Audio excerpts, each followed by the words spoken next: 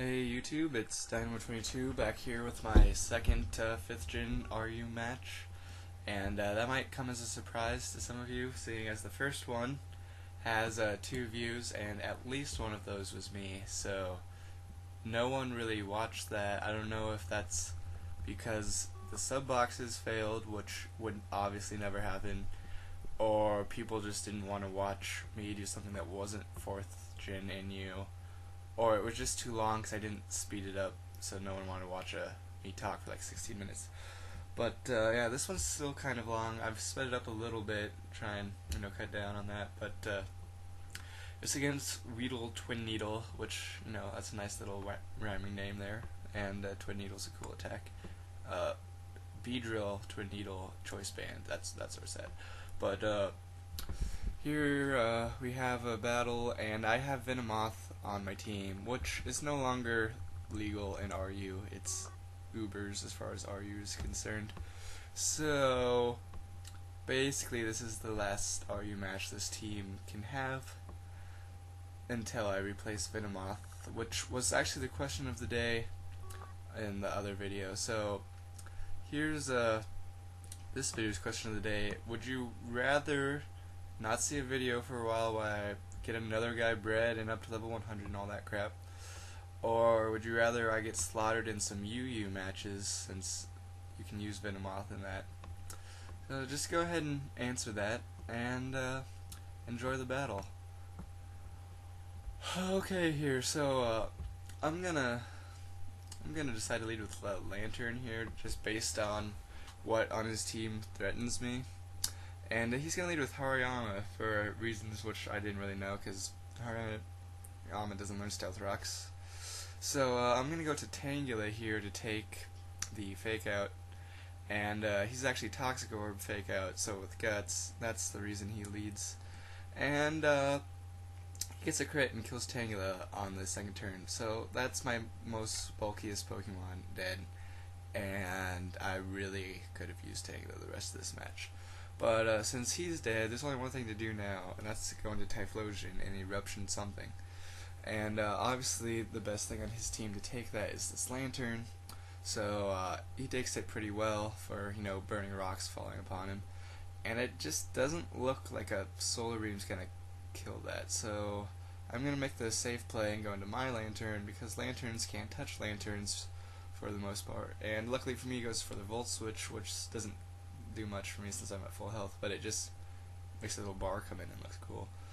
But he's gonna switch out here and go back into this Hariyama dude. So I go for Ice Beam, trying to freeze him, because Lanterns can't do much to Lanterns. I'm pretty sure I already said that. So here, since my last physical wall just got owned, I'm gonna go into my another physical wall, which is my Toxic Stalling Pelipper. And he takes the Guts close combat pretty well. I mean, if he didn't resist it, he wouldn't have, so clearly Hariyama's got some power behind it. But I'm going to go for the Toxic here, because clearly, why would he stay in? But he wants to just do a payback for like 60 damage, which, I guess if he wants to do that, that's cool. And now he's going to switch, I believe, as I go for a Roost, because he's, just going to keep attacking me for some reason. Actually, I think if he had gone for another close combat there, it would have killed me. And yeah, he was faster, so I don't know. He just didn't want to do that. Now here, I'm gonna have to get out of here because he's got the 4-time super effective move. He's gonna obviously know that and go into this guy. Now I could Ice Beam him here, but I don't want to take like a lot of damage from this thing. So I'm gonna switch back into Pelipper, which clearly is going to screw over like the entire rest of the game for me, because he subs, and he's a sub-seeding Sceptile, as he's not a Spextile, which I mean, that got me. But yeah, Skydrop, guess what, doesn't affect substitutes, so now I'm basically screwed. I can't touch the substitute with the Pelipper, so I have to go into Venomoth here, hoping to not take a grass move for much damage, but he's going to predict that and seed Venomoth. So he's going to have unlimited health, basically, is the gist of what's happening here. So I'm going to have to watch the screen go all blurry. But I'm gonna have to Quiver Dance, so I take special hits better, I guess was my plan there. And something's gonna have to die. I'm trying to time it so that it dies at a point where he does not have a substitute up. So he's gonna go for a substitute here, predicting me to break his substitute, but I'm actually still slower.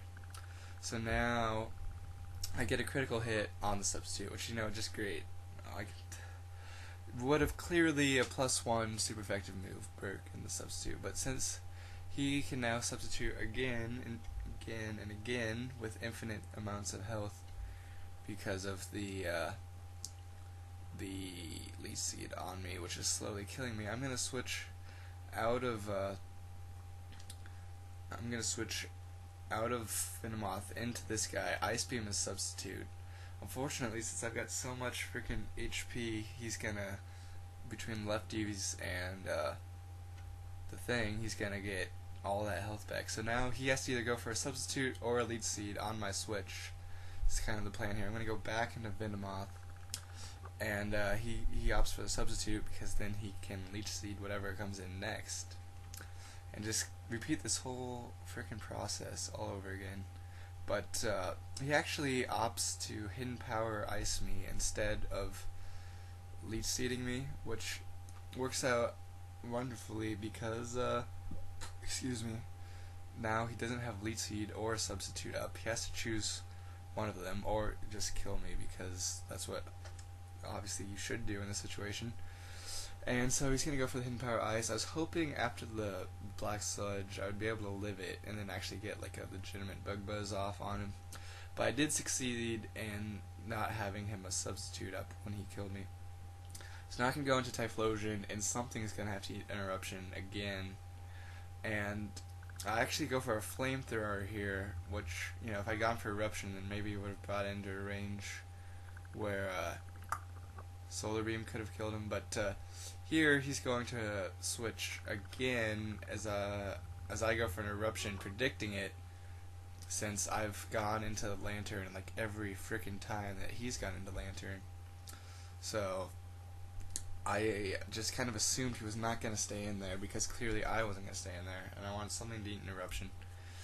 So now he's got this freaking thing, which is lots of powerful. So since I don't have Tangela's immense amount of defense, I'm going to go into Pelipper with his rather decent amount of defense.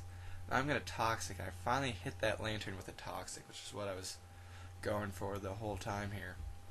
Now that he's Toxic, my Lantern and his Lantern can do nothing to each other while the Toxic,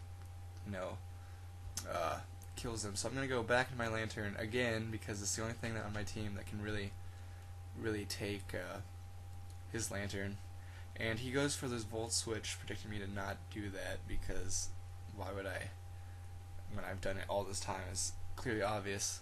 So he's going to Scald me, hoping for the burn, I guess, which my residual damage would win, as I go for an Ice Beam so he can't switch into that freaking Sceptile and do that crap again, because that thing is really scaring the crap out of me. I've run out of really options to kill it.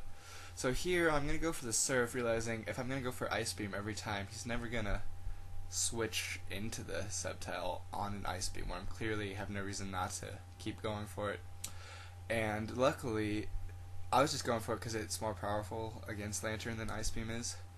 And he switches into a quad Water Weak Pokemon trying to get in on a free Ice Beam. So that worked out wonderfully on accident. But he's got this freaking thing again.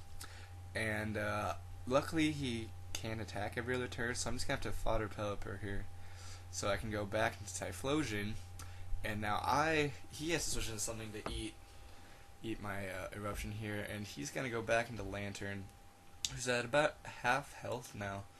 So after this Eruption, which he takes, fairly well, and then the leftovers and the Toxic cancel each other out. But now I could probably kill him off the Focus Blast, but just to be safe, I'm gonna go for a Solar Beam here. Luckily he stays in. Really, I wouldn't have minded if he switched though, because Solar Beam hits everything neutral left on his team except for what's his Sceptile. If he wants to switch Sceptile into Typhlosion, then be my guest, right? So now he can go back into this guy, and instead of going for the retaliate, he actually goes for the earthquake, which is less powerful, so Sandslash can take that. And here's the play that pretty much cost me the game. I know he's going to switch back into that frickin' Sceptile, so I go for Stone Edge instead of Earthquake. And what I should have done is just gone back into Typhlosion to make him switch out and eat an Eruption with something.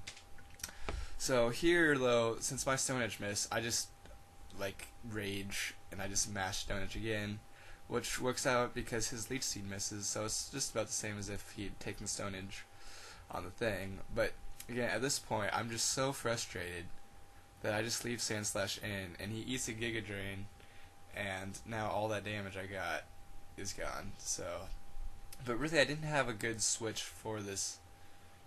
I should have gone back into Typhlosion because Giga Drain wouldn't do that much, but I just don't like switching Typhlosion into attacks because it weakens Eruption. Now here, I do the same thing that he's been doing with that thing. I go into Typhlosion after he kills something, and something has to take an Eruption, and it's going to be this Gligar, and Gligar, I'm guessing that's Eviolite. I didn't ask him, but that's what Gligar runs. He's going to get roasted by, that's like 75% damage there.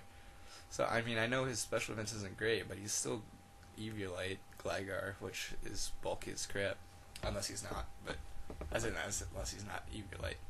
But I'm going to have to fodder out my last guy here, who's not Typhlosion, it's Lantern. So now I can go back into Typhlosion, and I could Focus Blast here, because I have to one-hit KO that thing if I want to win, but I realize he's going to switch back into Sceptile, because then he can come back in and kill me with that. So I'm going to go for the Eruption here, so I get at least the satisfaction of mopping the floor with that Sceptile, with Typhlosion. But unfortunately now it's one-on-one, and he's going to be faster here, and just clobber Typhlosion with a Retaliate. And that's pretty much going to end the game. Good game, Weedletwineedle, and I'll see you all later.